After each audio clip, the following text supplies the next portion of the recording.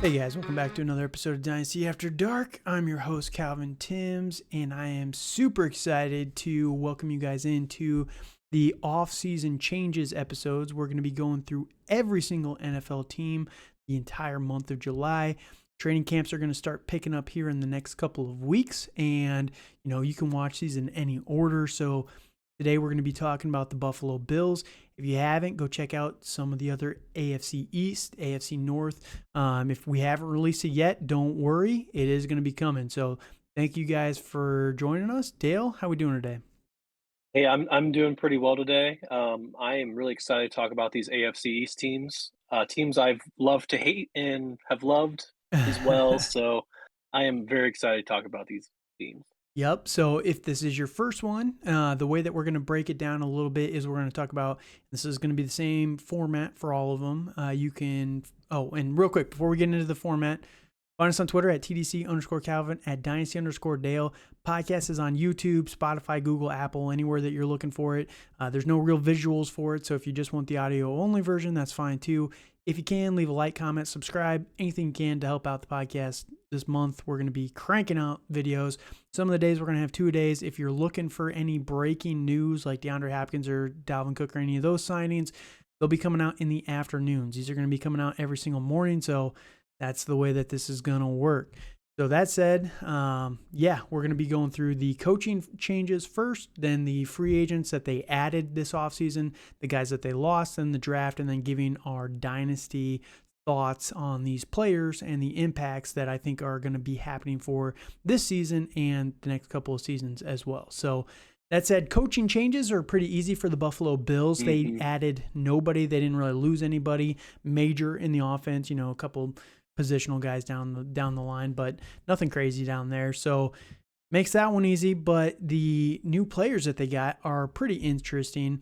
We're going to list them all here. We're just going to go through these guys, and even if they're defensive players, we're just going to talk about them quickly. We'll get into the offensive players in the Dynasty breakdown at the end of the podcast, so make sure you guys, if you want to jump ahead, that's fine too, but hopefully you guys are listening to our thoughts here. Cameron Dantzler, cornerback, a couple of defensive ends in Cameron Klein, Shane Ray, Leonard Floyd, defensive tackle, Poona Ford from the Seahawks. He's a good player. Connor McGovern, I'm surprised they were able to get him as a guard. Just bolstering that offensive line was pretty good for that. Yeah. David Edwards is another guard. Kevin Jarvis, just a depth guy there. Linebacker, Traven Howard. Offensive tackle, Brandon Shell. Backup quarterback, Kyle Allen. Running back, this one's pretty big. We'll talk about him in a little bit. Damian Harris, Latavius Murray, a couple of safeties, and Taylor Rapp and Zane Anderson. Tight end Nick, I'm not even going to try that. Guguramos, sure, whatever.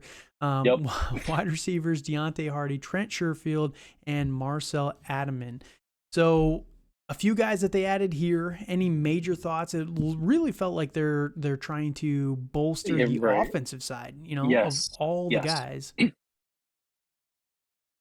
I would agree with that. Like, it seems like they try to shore up their running back room, because that's been kind of their weak spot here, like the past couple years, it seems Right. like. And try to shore up that offensive line to make sure that Josh Allen stays upright. So, I think overall they made some pretty solid moves. Like, it was nothing groundbreaking potentially yet. Right. So, but overall, solid, good moves for him.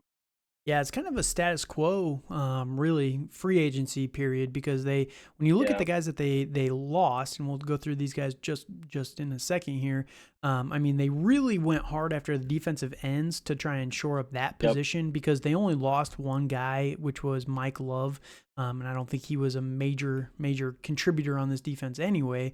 So they only lost one defensive end in free agency, and the fact that they added 3 really targeting that. But they lost a lot of these other positions as well, so they were just kind of refilling those holes, and whether they're upgrades or not, we can determine that here in just a minute. So some of the players that they lost, whether they've signed with other teams or not, Kyler McMichael, cornerback, defensive end Mike Love, defensive tackle Brandon Bryant, a couple of guards in Greg Van Roten and Roger Saffold. I'm surprised Saffold hasn't re-signed with somebody yet. He was a I am pretty good too. one. Maybe he's just Yeah. waiting until camp or something. Justin Murray, Bobby Hart, a couple of offensive tackles. Trumaine Edmonds, big signing by the Bears. I actually like that one quite a bit. Yeah. Case Keenum, no longer the backup here. They lost Duke Johnson, Tawan Jones, Devin Singletary at the running back position, Jaquan Johnson at the safety position, Tommy Sweeney is the tight end, and quite a few wide receivers. They lost 5 wide receivers, A which I don't lot. think many of them are massive impacts, but it's a lot of bodies that they're losing out of this. A lot of depth. Yeah, Yeah. exactly. So John A Brown, lot. Cole Beasley, Jake Kumaro, Isaiah McKenzie. That was a big one. People were all over him last year. Hmm. He's gone now, and then Jamison Crowder. So I do think that losing Isaiah McKenzie opens up a lot of opportunity for the rookie that they signed last year, which was Khalil Shakir is the guy that Yeah. you'd want to Yep. keep an eye on there. But we'll jump into the impacts here in just 1 second. So again, the free agents that they signed are filling a lot of the holes. They lost 3 running backs, they signed 2 back with Latavius Murray and Damian Harris. They lost 2 guards, they signed a couple back. It was all pretty much just a status quo free agency. Anything crazy that you're seeing? Well, it's the biggest thing I see, like, in the departures like we talk about. It's with the wide receivers, like, that's a Mm-hmm. lot of depth that they lost, Yeah, and they didn't really get a lot back in free agency or in the draft. sure. So I'm a little bit worried about that because, Stefon Diggs is a little moody there in He's a Buffalo, little hot. as He's a little usual, hot.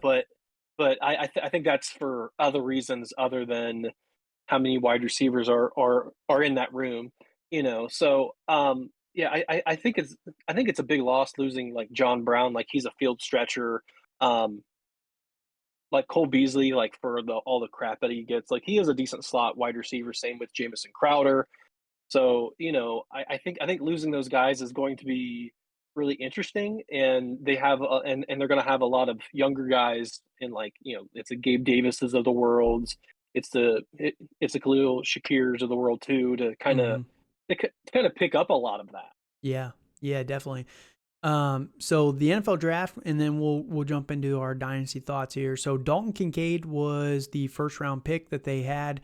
They had a second, or they traded up to Yep. 25 to get Dalton Kincaid from 27. I'm just trying to read this through here. They drafted Osiris Torrance, another guard, in the second round. He was pretty high on a lot of people's boards, if I do Yeah, he remember was. right. Linebacker Dorian Williams in the third. Didn't have a 4th round pick.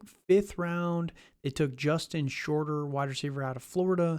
7th round, they had a couple of picks. They only left this draft with 6 picks, which was crazy. They started with a Mhm. lot, but they moved around the board quite a bit. Nick Broker, another guard in the 7th round, and then Alex Austin, a cornerback at the end there too. So that said, now let's break down what we think the offense is going to kind of look like in 2023 and beyond. And yeah, we'll talk about the depth chart a little bit here as well. So, yeah, like you said, the lack of depth is pretty crazy. Mhm. Now, Yeah. let's start at the top here. Josh Allen still going to be a stud. They bolstered that offensive line. They lost a couple of good guards in free agency that they didn't re-sign. They brought in Connor Well, McGovern. in 2, they also traded Cody Ford to the Yeah. Cardinals Yep. in That's true. exchange for a pick. So that was a loss as well. Yeah, So, that's true. That's true. they are shoring up that offensive line by getting all these guys, but it's a lot of unknowns. Sure. And there is some good talent with like Connor McGovern, like I was talking Mhm. about, and Yep. then the tackles are very, very good tackles. They have Yep. like 3 or 4 really, really good tackles on this team. I think the center Mitch Morris is he's been an all-pro guy for a long time. So, Yep. this offensive line should be just fine. I don't think it's going to take a step back. I think if anything, it's going to take a step forward, a small one. Mm. Um, just due to the depth that they have there. We'll see after final roster cuts how this kind of shakes out. But I think it's pretty interesting that they were a good defense. They weren't an elite defense like you'd kind of expect from them last year, but they're still going to be tough. They're going to play in there. With this offensive line, though, Josh Allen, still going to be a stud. Yeah, I mean, he's still a top 3 dynasty pick, right? Mhm. So, yeah, nothing. Absolutely. Now, here's where it's a little interesting. You talked about it a little bit earlier. Running back position is going to be something that they've been talking about for years now. Is this Mhm. the year that they're actually going to start to take the ball out of Josh Allen's hands? Now, I've been saying that they should. I just don't think he's going to let them. That's the biggest thing there. So Right. if it's a team oriented thing where they want him to pass it off, if he pulls his weight a little bit and his authority in that offense, he's going to continue to run the ball like he always Mhm. has. And there's a reason we call him White Cam Newton. Like that's how he was built, right? Absolutely. He's just kind of that way. He just progressed better as a passer than Cam Newton did, right? So, he's going to be fantasy viable as long as he's carrying the rock that many times every single year. But Damian Harris is a good running back. James Cook is a good player, and there's been the rumors of Dalvin Cook. We don't know at this time if he's Mhm. signed there, but going to play with his brother. Are we concerned that they're going to steal a lot of carries away from Josh Allen? I think Josh Allen is gonna get his, and Sure. I think this is gonna be more of a RBBC Hmm. thing going on. I really think it's a three-headed monster with James Cook, Damian Harris as your goal line back, and then you also have Naheem Hines, who they Oof. traded for last year, Right. um, and traded Zach Moss. So I think they have a lot to go around in the running back room, Hmm. and there's nobody. I don't think anybody's going to really take that room by storm, personally. Sure. James Cook, he was pretty explosive, but he was very Yeah, limited in touches last year, and very. that's the only Yes, downside, yes. right? So, are we expecting James Cook to take a step forward this year? He does have pretty good hands with all the loss of wide receivers. Maybe he can kind of get a little bit of an uptick there. The problem is, and I've heard this breakdown before, these mobile quarterbacks, they really don't ever dump it off to the running backs very often because Hmm. when you have that mobility and you can take the safe option of passing it off 5 yards to a running back, right, and saving yourself from getting smoked, or you can take off for 15, 20 yards because you're a threat in the running game, right? They're just Yeah. going to take off for 20 yards. Why dump it off 5 yards for the running back, which it just hurts those guys for fantasy, and again, it all comes down to Josh Allen. If he's willing to kind of give up some of that, I don't think he is personally. So I think James Cook is not going to have a ton of value with his limited touches. And I think the Damian Harris, he's going to be the same as Devin Singletary that we've seen the last couple of years. Maybe even maybe a little bit better of a touchdown threat, but not Hmm. much. We're not talking much here. Right. No. Yeah, I agree with that. So I really think there's a lot of other. Yeah, it's gonna be. I think if you do best ball leagues, I think that's Hmm. really gonna be where it's at. Yeah. But Yeah. it's for dynasty. I don't think there's not really one guy that's going to be the guy.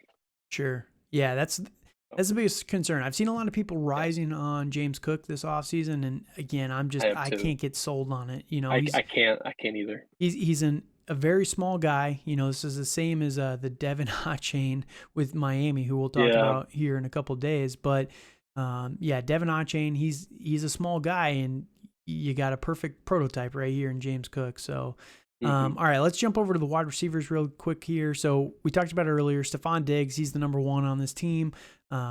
Gabe Davis is kind of the de facto number two. Khalil Shakir was getting a little bit more use towards the end of last season. But other than those three guys, I know they got Deontay Hardy, Keyshawn Hmm. Johnson, not a ton of real threats on this team. They No. drafted Dalton Kincaid, Dalton Kincaid in the first round. They signed Dawson Knox to a massive contract. I'm almost starting to rise a little bit more on Dalton Kincaid after looking at all the guys that they lost this last year. Maybe he Right. does have a more intermediate. Again, I don't think he's going to be used short. You don't really want the short option in this offense.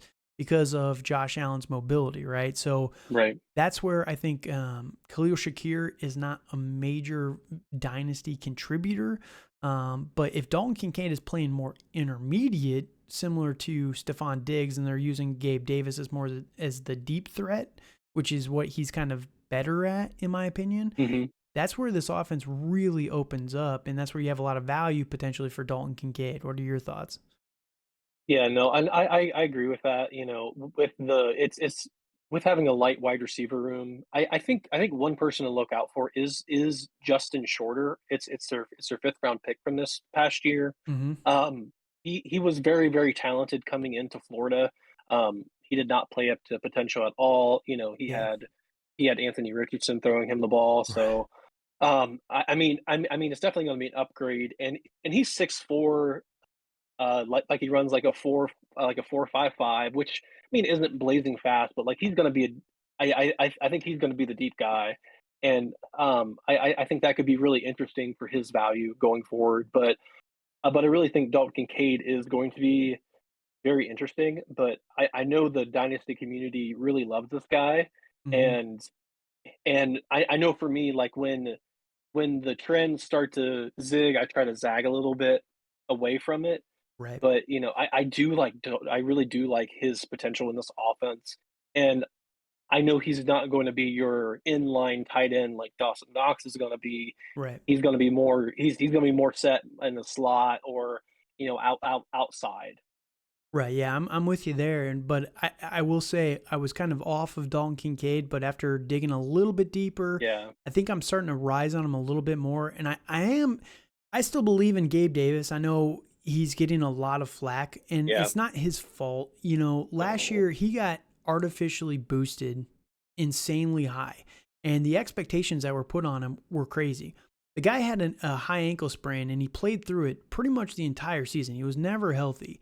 And I know, oh, yeah, he's got the drops and all that stuff, but do drops matter or do they not matter? I always hear the drops don't matter, but they do matter for Gabe Davis. It's like we can't have both ways, right? And Right. you know, if he did grit it out to try and win, go to the Super Bowl for his team, there is the potential that it's still there. There's the reason why people liked him last year. Maybe they boosted him up a little bit too highly, but I still think that there's Yeah. potential for Gabe Davis, and people are just completely writing him off. I think that's a little silly. So that is the Buffalo Bills offense, all the changes from this 2023 offseason. Again, if there's any breaking news like, you know, DeAndre Hopkins or James Cook comes over to this team, entirely possible at this point in time. We will talk about that in a separate video, but as of this recording, that news has not been broken yet, unfortunately. So I was really hoping by the time of July they would I break know. this news, but you know, it is what it is. Any Yeah. last thoughts on the Bills, Dale? Nope. Nope. All right. So again, you can find us on Twitter at TDC_Calvin and Dynasty_Dale. Again, if you can, just like, comment, subscribe. Tell this podcast to one of your friends. It's not really giving a ton of Dynasty value, you know, specifics of, oh, Dalton Kincaid's worth a first. Maybe not.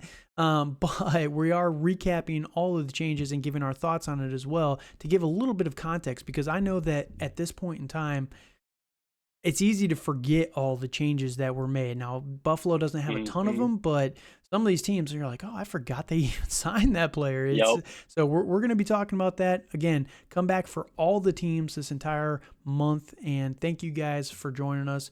Until next time, have a good night.